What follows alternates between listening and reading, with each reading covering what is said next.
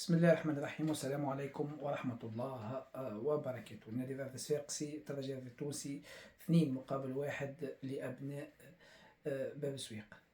قبل ما نبداو في التحليل، امبارح الترجي التونسي العودة إلى مكانه الطبيعي.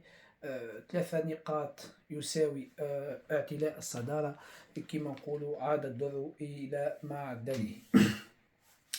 النادي الصفاقسي اليوم قيادة محمد الكوكي فشل الحقيقة في استعمال الرسم التكتيكي 3-5-2. احنا توا اللي يجي في تونس ولا يعمل 3-5-2 زعما باش يعبي الوسط، في باله 3-5-2 هي المميزات نتاعها انه يعبي الوسط، ولكن هنا 3-5-2 راهي فورماسيون. نحب نفسر للعباد، راهي فورماسيون تتمثل في سلاح ذو حدين. شو معناها سلاح ذو حدين؟ معناها يا تسيطر بها على المقابلة طول وعرض وتغلق المنافذ الكل على الخصم وتخرج بالمقابله بتاعك يبقى الامان، يا تخسر خساره مذله وكبيره. اليوم ايش نحب نقول؟ اللي 3-5-2 عندها اصولها. اذا كان انت ماكش متمكن من الستيل دو جو هذايا، ما تعرفش شنو نقاط قوت شنو نقاط ضعف ستيل دو جو هذايا، معناها ما تعرفوش ستيل دو جو هذايا، راك ما تنجمش. راهو معناها كيما نقولوا هنا عباره انك تلعب بالنار.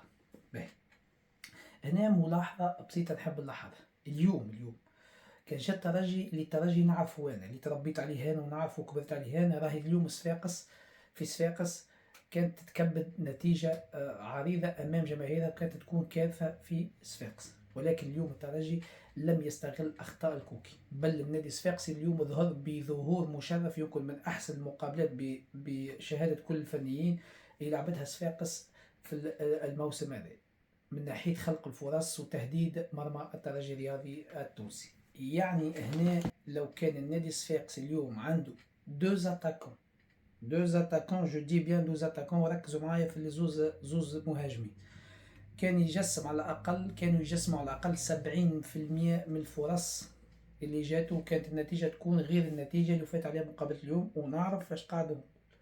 لماذا؟ لأن وجود زوز مهاجمين في 3-5-2 هو في حد ذاته قوة وعامل مهم في إنجاح الرسم التكتيكي هذا. كل رسم تكتيكي عنده قواعد، عنده نقاط قوة وعنده نقاط ضعف، وعنده منين تدخل له، معناها منين تقلق به المنافس، وعنده نقاط الضعف نتاعو منين المنافس ينجم يدخل لك. يعني اليوم لو ما تجيب الزوز مهاجمين يكملوا بعضهم، راهو معناها هنا نحكي لك على ستاسيون و9.5 جوار ارتكاز ولاعب رقم 9.5 بلغة الكرة اللي يدور حول لاعب ستاسيون بطبيعة الحال يكون لاعب يلعب بظهره للمرمى، يعرف يدور بالكرة، يعرف يغطي كورته، يعرف يستحفظ عليها ويتمبوريزي باش يخلي الوقت لاصحابه باش معناها يدخلوا في العمق ويجبد معاه. بطبيعة الحال هو يجبد معاه المدافعين، معناها يعطي زيادة عددية غير مباشرة لأصحابه، ينفس أصحابه في المنظومة الهجومية. 9.5 كما تعرفوا العباد الكل يكون لاعب سريع ويتحرك في ظهر الدفاع مع استعمال بالطبيعة المساحات الفارغة. هنا نحكيو على السرعة والمراوغة، معناها لازم يكون تكنيس يعرف يفسخ. الخلاصة النتيجة هنا من أنه يتواجد رقم 9 رقم ستاسيون رأس الحربة، يعني جوا دو ستاسيون، والاخر اللاعب قلنا 9.5. هنا باش نحكيو على قوة بدنية، قوة جسدية، ويشد لك معاه جوارات، وواحد رابيد يستغل الفراغات. معناها هنا باش نشوفوا فرص بالجملة مع خطورة في الفرص هذه. هنا هذه قوة تواجد زوز اتاكونات اللي حكينا عليهم هذو. زد على ذلك انه لما ما يكونش عندك زوز اتاكونات، زوز مهاجمين، ما تنجمش تلعب العمق الهجومي. وما ادراك ما العمق الهجومي، خاطر ماك تعرف في منظومة الهجوم عندك برشا بلونات، بلون A بلون B و C. عندك تهاجم من العمق، عندك تهاجم من الأطراف، عندك برشا طرق انك باش توصل بها تهاجم الفريق الخصم. هنا العمق الهجومي قضيت عليه كي ما عندكش زوز مهاجمين اللي حكيت لك عليهم بالكاليتي اللي حكيت لك عليهم. معناها تولي هنا لا، هنا ما تنجمش تلعب العمق الهجومي قلنا، والخطة بتاعك تولي دفاعية أكثر منها هجومية، ولا إكيليبري متوازن. والوسط نتاعك يولي معبي الكثرة وقلة البركة، معناها الوسط نتاعك معبي من غير حتى منفذ للكاج نتاع الفريق المنافس، وسط معبي ولكن ما في حتى جد. هذا ما يسهل على ليكيب اللي تلعب لك باش تقدم تطلع عليك وتضغط عليك بكل اريحيه، وبالطبيعه ماهوش باش يخافوا من الكره اللي في ظهر، بما انه ليزاتاكون اللي عندك الزوز كيما حكيت الكاليتي ماهمش اللي. هذا حال النادي الرياضي الصفاقسي اليوم في الزوز مهاجمين نتاعو و3-5-2.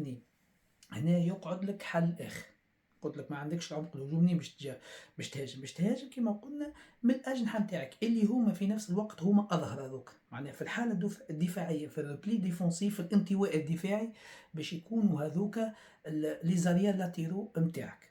باهي مربط الفرس هو هنا، قلت لك لانه عندما تهاجم بالاجنحه نتاعك اللي هما نفسهم الاظهر نتاعك في الدفاع تتفك لك الكوره بالاجنحه نتاعك هذوك، وتتلعب في الكولوار هذاك وين تفكت الكوره اللي يكون فيها معناها الاجنحه نتاع الفريق المنافس. هنا اذا كانت لعبت كوره كونتر اتاك هجمه معاكسه، هنا الدفاع الخصم يكون مكشوف، واليوم شفناه قداش من اوكازيون صارت في الحكايه هذه. ولكن الترجي الرياضي التونسي لم يستغل الهجمات المرتده في ظهر ليلاتيرو ولا الاجنحه نتاع النادي الرياضي الصفاقسي. علاش قلت لك كان جا الترجي نعرفه اليوم صفاقس تكون النتيجه كارثيه على ارضيه ميدانها وامام جماهير. هذا اللي نعيبه اليوم في المقابله هذيا. برغم هذا الكل باش تفهموا اللي الترجي الرياضي التونسي ليس بخير، الترجي ماهوش بخير. نتائج صحيح ماشيه، نتائج اوكي، معناها ما فماش مشكل، نتائج ماشيه وهذه حاجه باهيه انه النتائج ماشيه. شعار الفريق بحكم ضعف البطوله وضعف الفرق اللي نلعبوا لها الكل، معناها المستوى ككل معناها باش نقيموه راهو لا يوجد نفس في البطولة التونسية. ولذا هاوك علاش الترجي اليوم هو الأولاني. الترجي طوميو اليوم هو الأولاني 3 نقاط في صفاقس.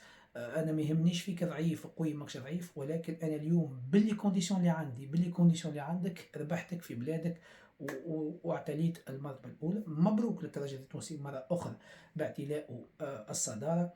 يمكن التشويق مازال من هنا تو بارتي العمران والدربي باش نشوفوا برشا حاجات، ولكن اليوم راهو انا الانتصار عباد تقولش بيك سلبي، ما مانيش سلبي مع الترجي، جمعيتي ونحبها ونموت عليها، ولكن مانيش قاعد نشوف في الترجي اللي نحبها او موا بعناية. انا الترجي اللي في مخي انا مانيش قاعد نشوف فيها. ممكن نتفلسف برشا، ممكن عندي رؤية أخرى غير رؤية العباد، ولكن نهار اللي نشوف الترجي تلعب بالمستوى اللي في مخي واللي نحبه واللي تربيت عليه قبل، توا تشوفوني نخرج ونحكي ونقول هذا هو الترجي. هنا في آخر الفيديو ما نجم نقول لكم دمتم في رعاية الله، بارك الله فيكم على المتابعة، وإن شاء الله في فيديوهات أخرى. السلام عليكم ورحمة الله وبركاته.